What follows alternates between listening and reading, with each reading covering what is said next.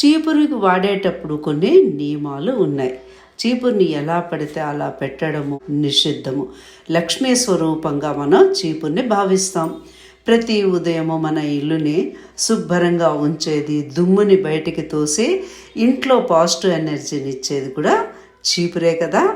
సూర్యాస్తమయం తర్వాత ఇల్లు ఎప్పుడు కూడా తుడవకూడదు. ఆ సాక్షాత్ లక్ష్మీదేవిని ఇంట్లోంచి బయటికి పంపినట్టే. అలా చేస్తే పొరపాటును కూడా చీపుర్ని కాళ్ళతో తొక్కకూడదు. అది సిరి సంపదలని అవమానించినట్లే అవుతుంది. చీపుర్ని ఎప్పుడు నిలువుగా నించోపెట్టి ఉంచకూడదు. అక్కడ చీపురికి అంటే కుచ్చులా ఉండేది కిందకుండి పట్టుకునే హ్యాండిల్ లాంటి దానికి చిన్న రింగులాగైనా పెట్టి దేనికైనా తగల్చాలి తప్ప ఇప్పుడు కూడా పైకి పెట్టి చీపుర్ని ఇలాగా నేల మీద పెట్టకూడదన్నమాట. అవమానించినట్టే లెక్క. మెయిన్ గేట్ పక్కన అలా చాలామంది చీపుర్ని పెట్టేస్తూ ఉంటారు. అలా ఎప్పుడు కూడా పెట్టకూడదు.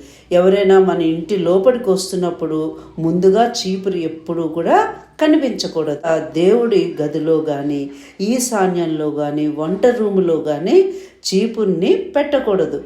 పడమర నైరుతి దిశ అవుతే చాలా మంచి స్థలం చీపురు పెట్టడానికి. చీపురు ఒకవేళ అరిగిపోతే దాన్ని శుక్రవారం, గురువారం, మంగళవారం ఇలా రోజుల్లో మనం ఎప్పుడు కూడా చీపుర్ని బయట పారేయకూడదు. ముఖ్యంగా అమావాస్య రోజు పడేయడం, శనివారం నాడు పారేస్తే మంచిదన్నమాట.